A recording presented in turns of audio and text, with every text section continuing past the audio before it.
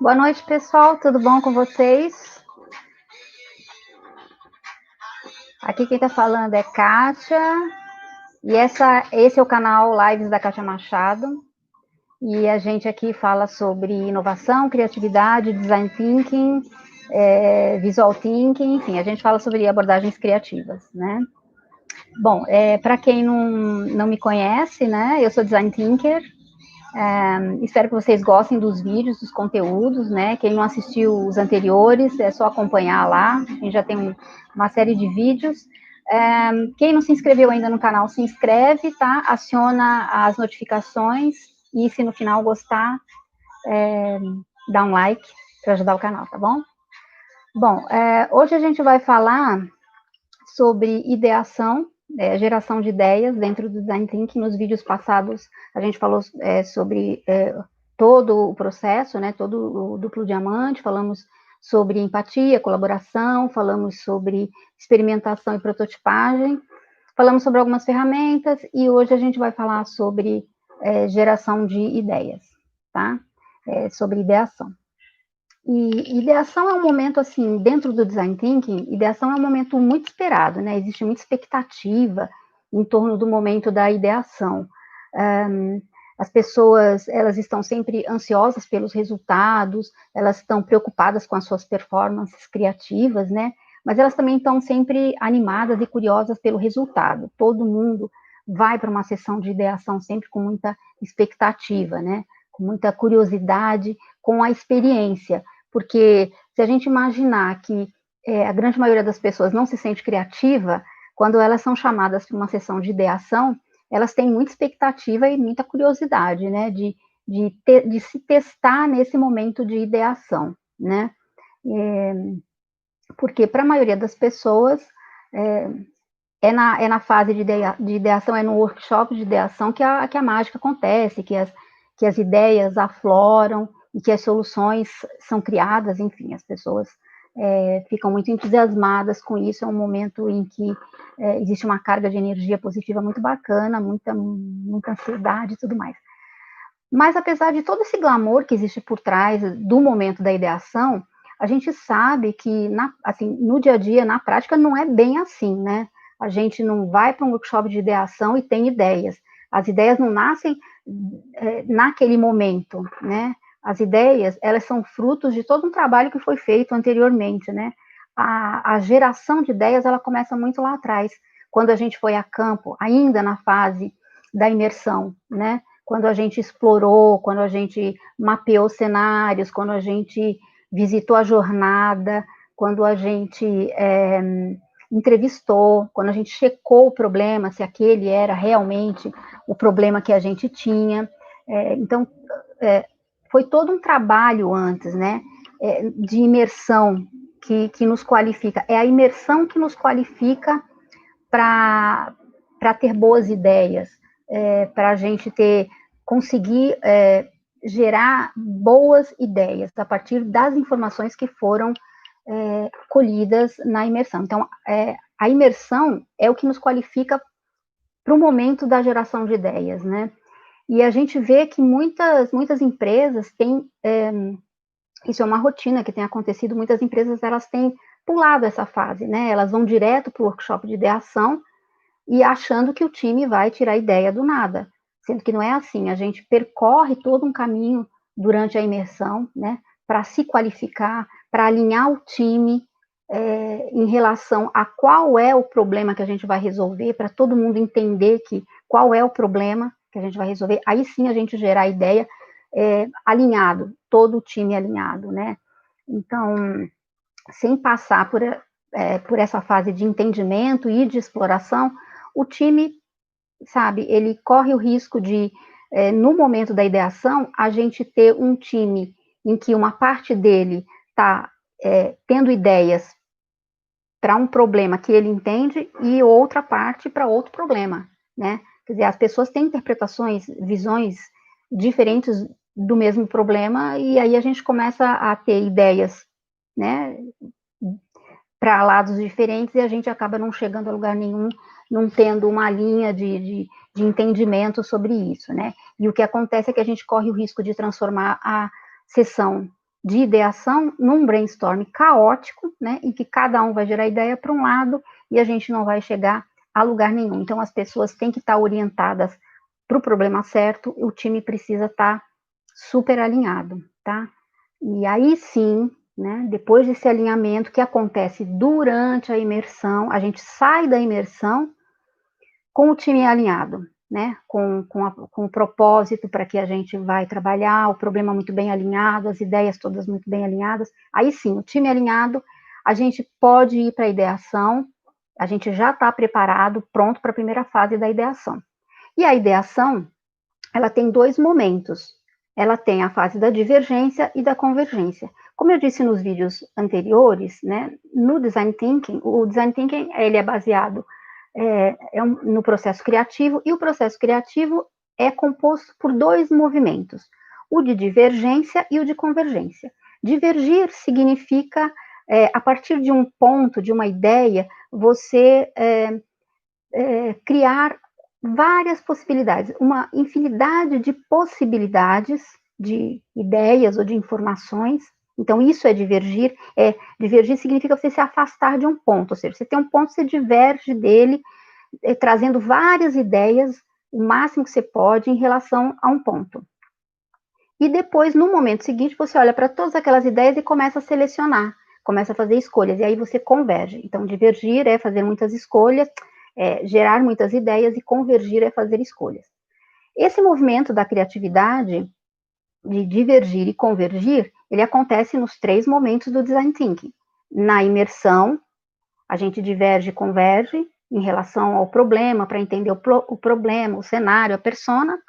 Na imersão, a gente também diverge e converge, só que aí pensando já na solução. Então, a gente diverge para criar o máximo de possibilidades de ideias de solução, para depois a gente tomar decisões e escolher as melhores.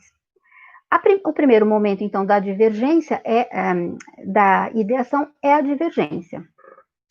E por definição, divergência é isso, é se afastar de um ponto, né?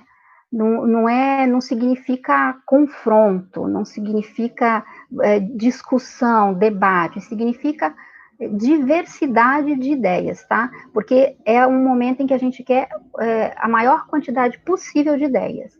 A gente acredita no Design Thinking que a quantidade de ideias leva à qualidade, né? Porque quando a gente faz um esforço para gerar o máximo de ideias, a gente esvazia o cérebro das ideias óbvias. E aí, depois que a gente esvaziou o cérebro das ideias óbvias, a gente começa a ter as boas ideias. Então, a quantidade, o exercício de gerar uma grande quantidade, leva a uma boa qualidade, tá?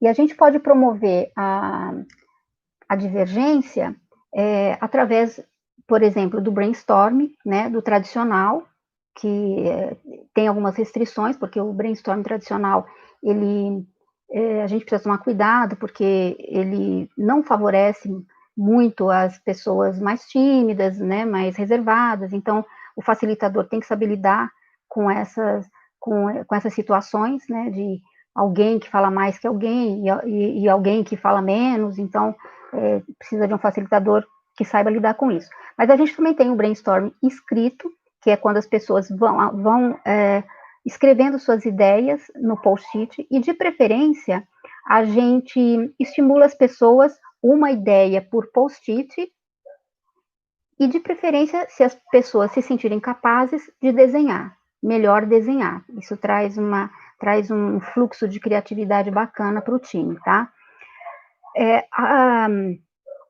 Nesse momento da divergência, uma coisa muito boa é quando a gente tem um time multidisciplinar, né? Porque a gente tem pessoas com pontos de vista diferentes. E aí a gente tem diversidade de ideias. Mas mais legal ainda é quando a gente consegue pegar cada uma dessas pessoas com seus pontos de vista diferentes entre si e estimular, fazer estímulos de criatividade para que elas saiam do seu padrão, porque cada pessoa, uma pensa diferente da outra, mas cada uma tem o seu próprio padrão. Então, a gente também deve estimular que cada pessoa saia do seu próprio padrão. Cada pessoa seja capaz de gerar ideias mais diferentes ainda do que elas são capazes, né? Então, a gente faz, coloca hipóteses, sugere que as pessoas se colocando em determinada situação. Então, por exemplo, como você responderia essa pergunta se você fosse uma pessoa de 70 anos? Ou como você responderia essa pessoa se você fosse o presidente da República? A gente impõe, assim, a gente coloca algumas sugestões para a pessoa olhar por outra perspectiva e aí gerar algumas ideias que vão além daquilo que ela imagina, né? Esse movimento de divergência, quando está todo mundo, né, tendo que gerar ideias, tal, ele é um momento assim de muito trabalho, muito cansativo, né? E o facilitador ele tem que promover a segurança e a tranquilidade, sabe, o conforto do time. Então ele criar espaço, dar voz para as pessoas, para todas as pessoas, criar um espaço de tranquilidade, onde as ideias são aceitas, né? Não favorecer, não deixar que haja julgamento, a gente não quer julgamento, uma pessoa fala uma coisa, a outra julga, não, isso não é permitido, a gente diz não ao julgamento, né? E a gente também não quer debates nesse momento, na divergência a gente não quer debates. Então as pessoas escrevem nos post-its as suas ideias, cada ideia no post-it é individual, e aí depois o time todo vai compartilhar essas ideias e depois grudar nas paredes, né, no painel, mas ninguém vai fazer nenhum julgamento sobre as ideias, porque a gente, neste momento, a gente quer a quantidade, todas as ideias são consideradas muito boas, e a gente não quer também perder a oportunidade de ver criticada, ver rechaçada uma ideia que pode se transformar numa ideia de grande valor para a persona depois, pode se tornar uma grande solução no decorrer do processo, né? Então, nesse momento de divergência, o facilitador tem que garantir todas as condições para que as pessoas se conectem com o problema, elas resgatem a empatia e colaborem, tá? E o melhor cenário para isso é ter o grupo multidisciplinar, como eu disse, né? A gente ter vários pontos de vista e todo mundo dando o máximo de si. O momento seguinte, depois da divergência, quando a gente faz todo esse levantamento de ideias, né, e todo mundo compartilha tudo, faz esse esvaziamento, esse download de todas as ideias, aí a gente vai para a convergência. E convergir, como eu disse, é fazer escolhas, né? É a gente tomar algumas decisões. E no design thinking, a gente está preocupado em encontrar uma solução boa para a persona. Então, quando a gente vai fazer essas escolhas, a gente tem que observar alguns critérios. A gente tem que convergir sempre com o propósito de escolher as ideias que são mais importantes para a persona, são mais viáveis para a empresa. E aí a gente tem que olhar para isso e fazer esse filtro, né? Tudo o que vai nos orientar acerca do que é mais importante para a persona, por exemplo, né? Porque a gente tem que observar dois critérios: o da relevância para a persona e da viabilidade para a empresa. Então, quando a gente está olhando a questão da ideia importante, qual ideia é importante, a gente tudo que a gente viveu na imersão, trouxe da imersão, toda a experiência de empatia que a gente trouxe da imersão, é que vai nos qualificar para decidir melhor o que é importante, né? O que é relevante, o que vai gerar mais valor para a persona. Nesse exercício de escolha, a decisão que a gente tem que ter nesse momento de escolha, a gente sempre tem que ter assim, a empatia muito lá em cima, né? E a gente também tem que ter muita clareza do problema que a gente está resolvendo, né? E muita empatia. Mas também a gente não pode perder de vista a ideia de que, além de importante do ponto de vista para a persona, né? Do ponto de vista de valor que a gente está gerando para a persona, a gente também não pode perder de vista o critério da viabilidade. As ideias que a gente vai escolher, elas precisam ser viáveis. Então, a gente tem que olhar para esses filtros.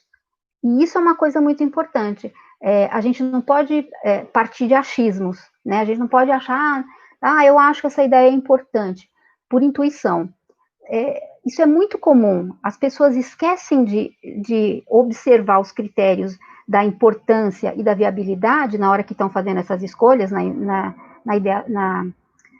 fase de ideação, e elas olham para as ideias e agem por intuição. Elas acham, essa ideia é muito bacana, essa daqui é muito boa, essa aqui é uma ótima solução.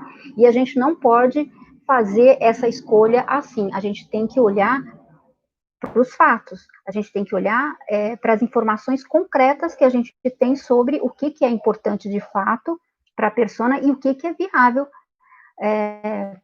para a empresa do ponto de vista de negócio. A gente tem que olhar para tudo essa análise, de encontrar uma boa proposta de valor para a solução. E o melhor critério, quando a gente está decidindo, fazendo essas escolhas, que a gente está olhando para essas ideias e escolhendo qual que a gente vai levar, né, para a próxima fase de prototipagem, o time tem que, é uma boa prática, né, o time combinar qual é o critério que ele vai adotar para definir o que é importante para a persona, né? Vão ter muitas ideias, e aí que critério a gente vai utilizar? Normalmente, o time chega à conclusão de que, óbvio, né? O melhor critério é aquele em que define a melhor transformação possível para o problema. Então, qual é o critério que vai nos dar uma solução que vai transformar uma jornada ruim numa jornada ótima, né? Então, esse é o critério. A gente não deve aceitar um critério que vai nos levar a uma solução meia boca. A gente tem que escolher um critério que seja transformador, que leve a uma solução transformadora para a persona, na jornada da persona. Tem que ter uma jornada transformadora, né?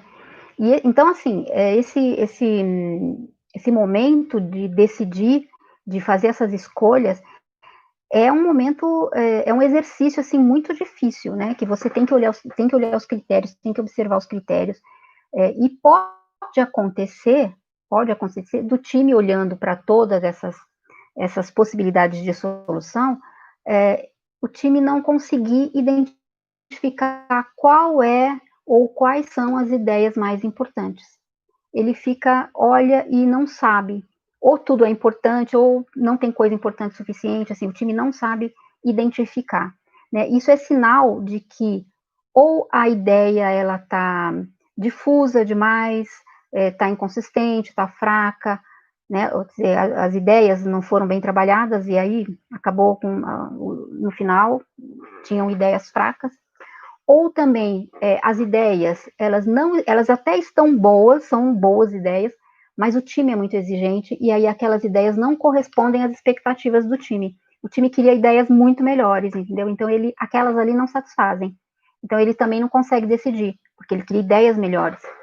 E também quando eles sentem que aquelas ideias não vão levar a bons protótipos.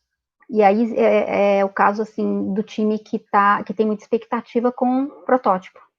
Então são pelo menos três situações, né, que eu vejo, que eu identifico, que as pessoas travam na hora de escolher quais as ideias. E aí não tem nenhum problema, né?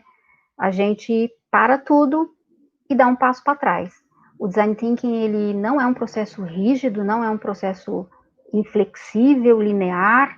A gente pode, pelo contrário, né, ele é iterativo, então a gente pode a qualquer momento parar tudo e volta para trás, né, volta na imersão ou volta na geração de ideias, começa tudo de novo. O design thinking permite isso é uma prática, né? É muito melhor a gente dar um passo para trás e rever todas as coisas, todas as informações que ficaram para trás e que a gente pode encontrar alguma coisa valiosa lá atrás. Então é muito melhor a gente voltar e recomeçar do que a gente implementar uma ideia meia boca, porque quando na ideação, a gente sente que a ideia não é boa para a gente que está projetando, né, o que dirá para o usuário. A probabilidade de isso ser um fiasco é enorme. Então, sem problemas, a gente volta, tá? E recomeça, né? Não faz sentido a gente começar, ir para a prototipagem, construir um protótipo de uma ideia que, se não satisfaz nem o time, muito menos vai satisfazer a persona. Então, para tudo, um passo para trás, refaz a jornada, né? Gera novas ideias, começa de novo, se reconecta, gera empatia, tudo de novo, né? Não perde de vista a pessoa para quem você está projetando, e porque é disso, é a partir daí, né? São dessas informações que dependem o resultado, o uau que a gente quer para a persona, tá? Então, assim, a geração de ideias é um momento importantíssimo, importantíssimo. A gente depende muito dele, porque é um momento onde a gente tem as ideias, mas a gente não pode perder de vista que as ideias, elas acontecem porque a gente se preparou para isso. As ideias não vão vir do nada. A gente se preparou para isso. A imersão é uma coisa muito importante. Como a gente vai conduzir a imersão, o que a gente vai fazer na imersão, como é que a gente vai lidar com as informações na imersão, é um fator assim determinante para a qualidade das ideias que a gente vai ter depois na ideação. Então, o conselho que eu dou, não pule fases, né? Não, as ideias vêm do nada, elas precisam de um repertório que tem que ser construído em time, tá? E as pessoas, assim, não perderem de vista na ideação para quem elas estão projetando. Todas as ideias, elas têm que ter foco sempre no interesse da persona, no que é importante para a persona, né? Claro que também olhar o critério da viabilidade, mas não esquecer de que as ideias, as soluções, elas têm que ser relevantes, elas têm que gerar valor para a persona, tá bom? É isso, então, por hoje, e muito obrigada